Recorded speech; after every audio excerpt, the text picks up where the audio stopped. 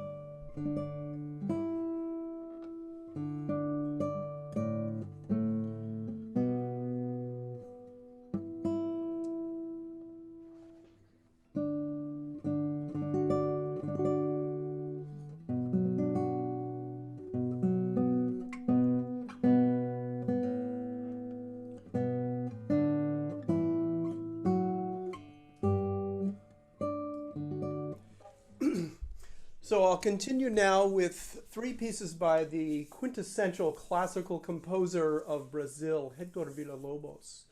Villa-Lobos was a self-taught classical composer. He learned his craft in the streets of the cities in Brazil. He did study some with Darius Milhaud and other impressionists in Paris, but he's largely a self-taught composer.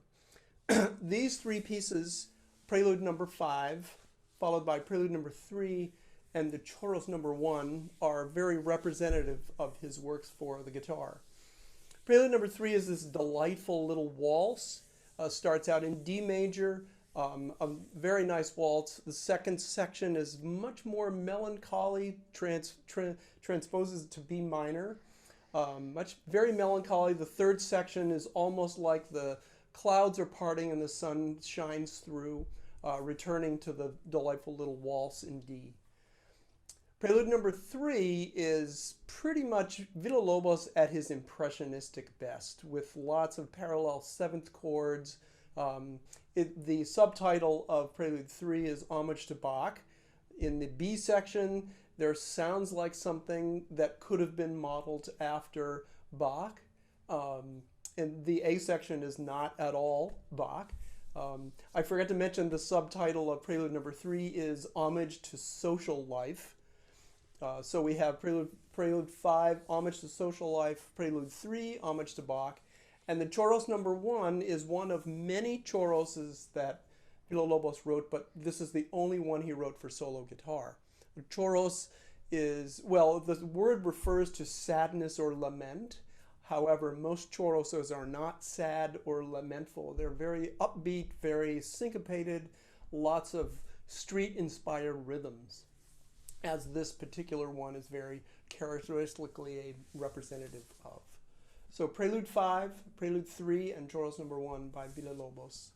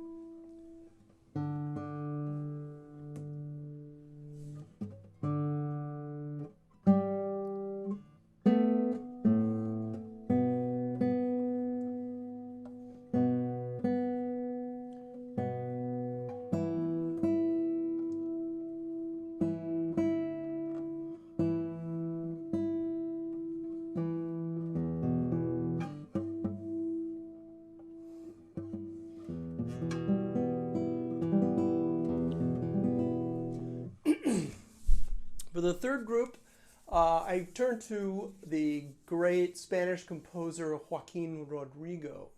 The two pieces I'll play are Tiento Antiguo and En los Trigales. Rodrigo was blind from the age of 3, and despite that, he was able to write so much music full of vivid imagery, and this is very true of En los Trigales, which I'll describe in a minute. Tiento Antiguo, a tiento is like a toccata. It's an experimental piece. It has lots of musical gestures in it. Tiento is the Spanish word that corresponds to the Italian toccata. In this tiento, Rodrigo opens with a bunch of lush arpeggios. Soon he shows a beautiful flamenco sort of singer's tune.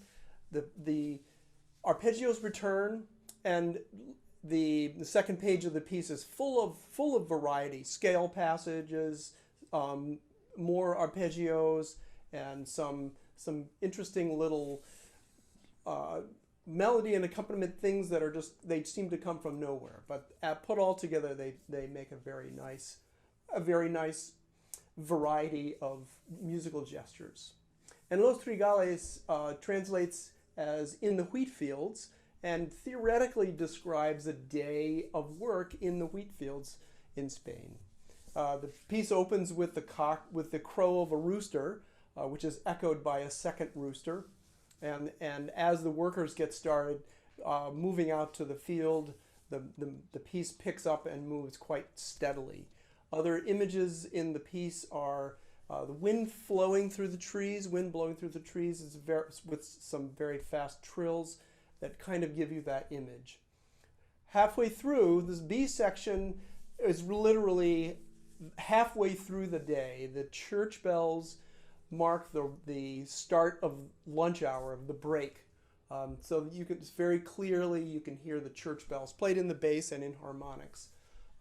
And then the work day for the second part of the day returns, and the workers finish off their day and end quite quietly near the end.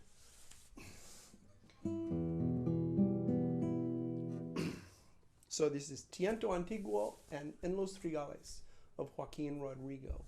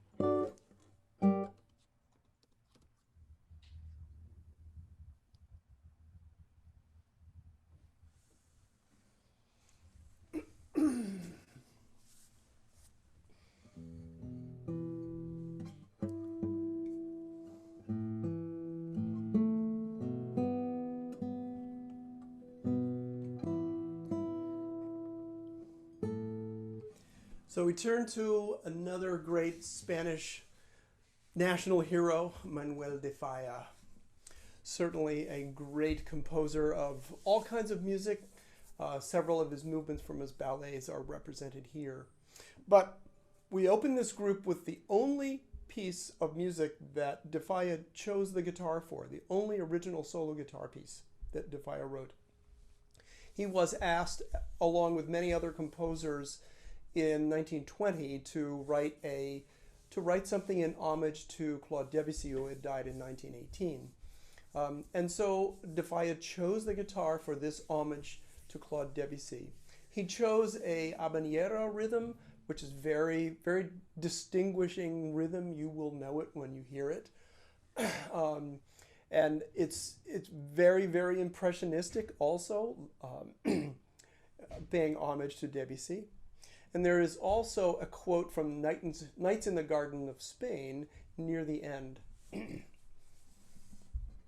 I'll tell about the other three pieces since I have to tune the sixth string down to D, and while it learns to be a new note, I will talk about the other three.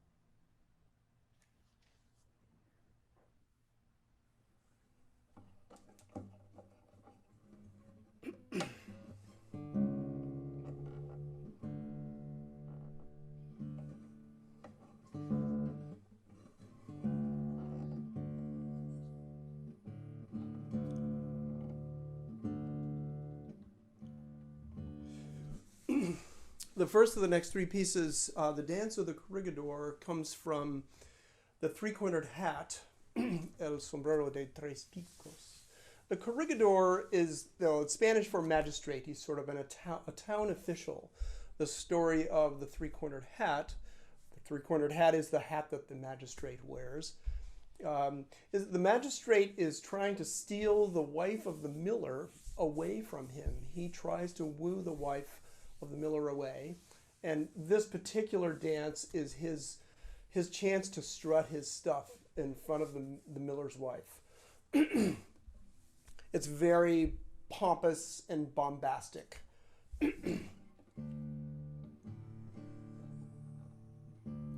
And then the other two pieces are from El Amor Brujo, Love the Sorcerer, which was the ballet that really put De Falla on the map. It was a smash blockbuster success.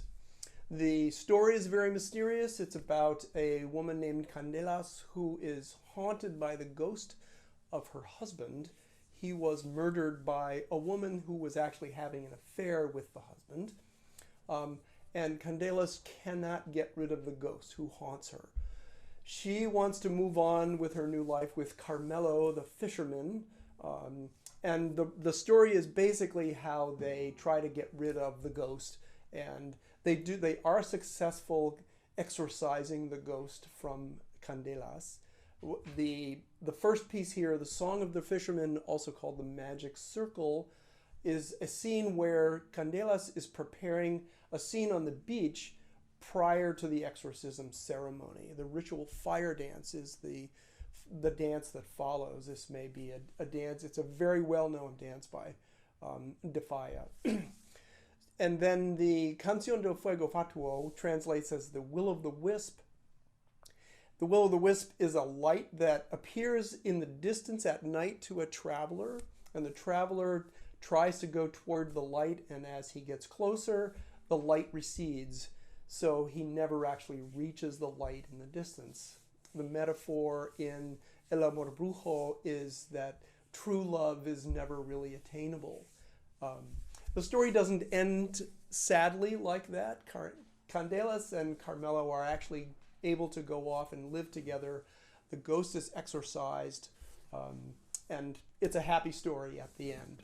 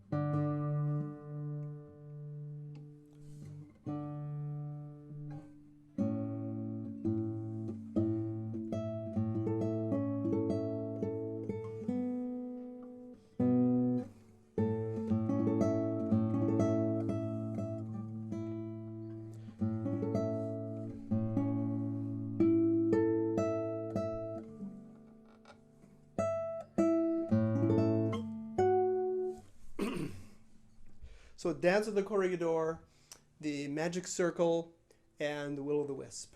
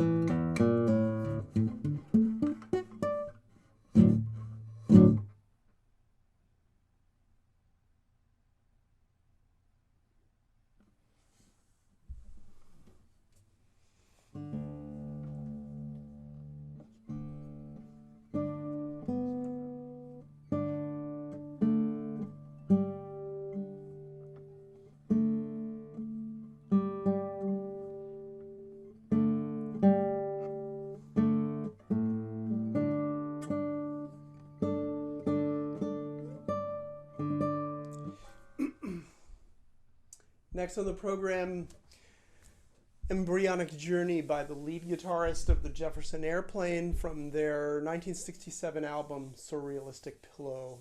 A guitar solo in recording on the album with plenty of additional guitars and some additional production.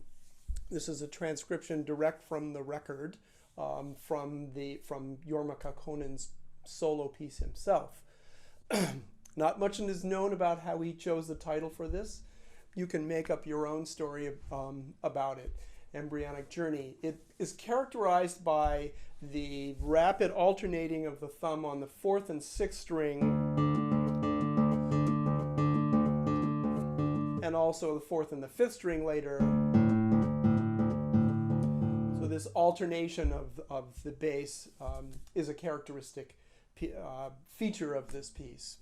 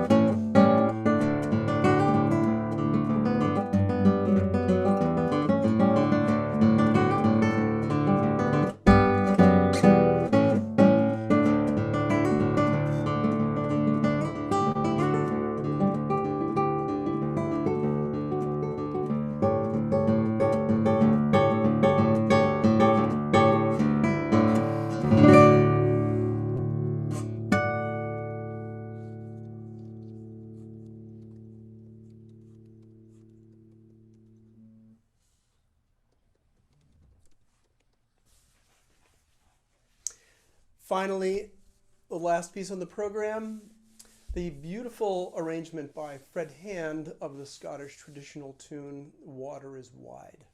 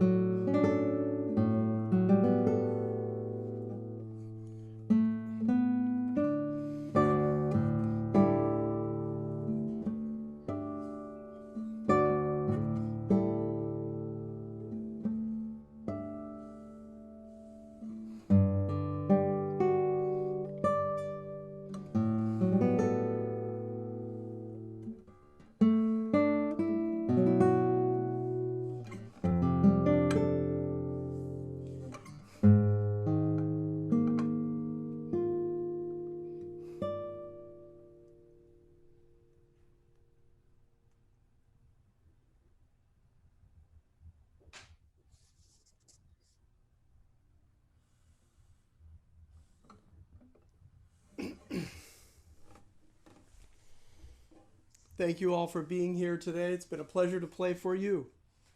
Thank you, Anna, and thank you, George. Thank you to the Hingham Public Library.